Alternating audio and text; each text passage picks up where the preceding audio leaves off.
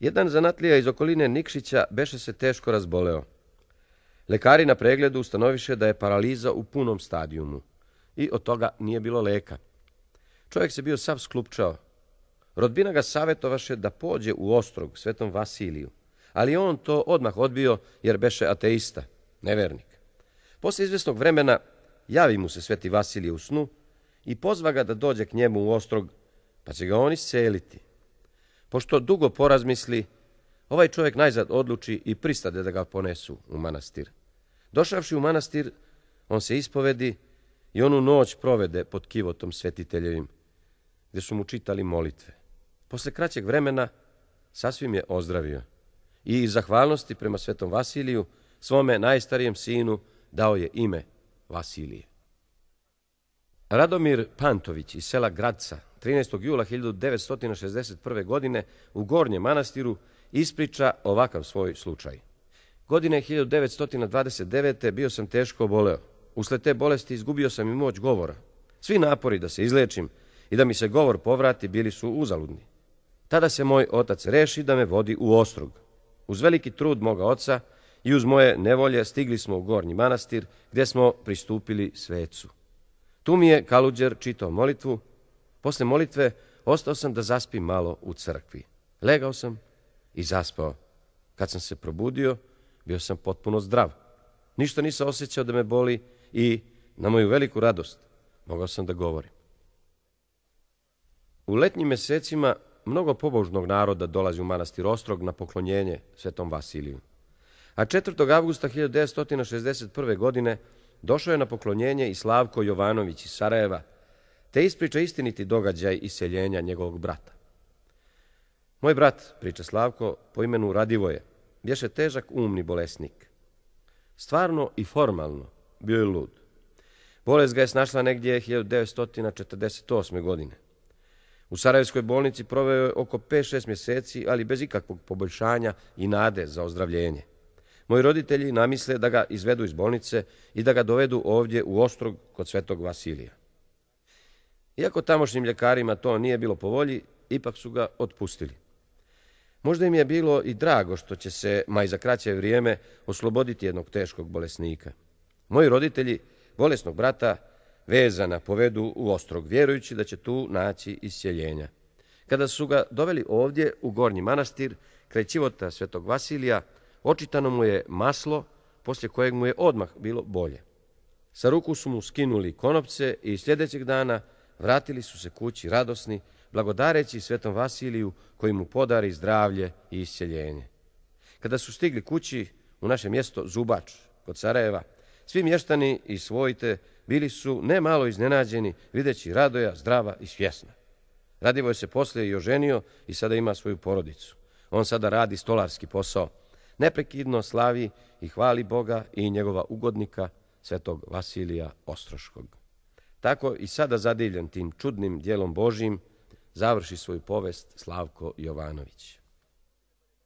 Svake godine, bar jedanput godišnje, u Ostrogu se može vidjeti jedan mlad čovjek, visoko obrazovan, zaposlen kao pravnik u jednom velikom preduzeću, gdje žurno hita Gornjem manastiru da zablagodari svetom Vasiliju za svoje isceljenje. Evo šta priča on, Božidar Čelebić iz Beograda. Početkom 1961. godine teško sam oboleo od jedne teške bolesti. Lečen sam u bolnici puna 4 mjeseca, ali bez uspjeha i sa malo nade na ozdravljenje. U vrijeme dok sam ležao u bolnici i borio se sa teškom bolešću, moj drug Aleksandar Dž, po želji moje duboko verujuće majke, došao je u manastir Ostrog i tu, za moje ozdravljenje, svršio osvećenje masla. U isto vrijeme kada je svršeno osvećenje masla za mene, osjetio sam neku čudnu lakoću i poboljšanje zdravlja. Uskoro sam, na opšte iznenađenje lekara, zatražio otpuštenje iz bolnice. U svome zahtevu bio sam vrlo uporan, tako da su lekari morali udovoljiti moje želji, mada su verovali da neću dugo živjeti. Danas, sa mojim kolegom Aleksandrom, došao sam u Ostrog da se pomolim Bogu i zahvalim svetom Vasiliju što sam potpuno zdrav. Završi Božidar Čelebić. Domaćica iz Bara RZ ispriča. U junu 1953. godine došla je u goste mojoj poznanici i komšinici njena prijateljica iz Beograda, supruga ljekara opšte prakse doktora M.N. Sa sobom je dovela svoga 13-godišnjeg sina, učenika osnovne škole, koji je bolovao od dečje paralize. Sva sredstva savremene medicine roditelji su primijenili u liječenju svoga djeteta, ali sve to nije ništa pomoglo. Dječak se jedva kretao uz pomoć naročitih štaka i bez istih nije mogao ni korak kročiti. Roditelji su bili očajni zbog bolesti svoga djeteta. Po savjetu nekih svojih poznanica i prijateljica koje su pripadale hrišćanskoj zajednici, majka se sa svojim bolesnim sinom uputila Ostrogu da još tu potraži lijeka svom paralizovanom sinu. Početkom mjeseca jula 1953. stigli su u Ostrog gdje su se zadržali 2 dana. Za to vrijeme nadležni sveštenomonah nekoliko puta je pročitao molitvu nad dječakom pred ćivotom svetog Vasilija. Kada su riješili da se vrate svome domu, mladić je osjetio lakoću u nogama, o čemu je na veliku radost saopštio i majci.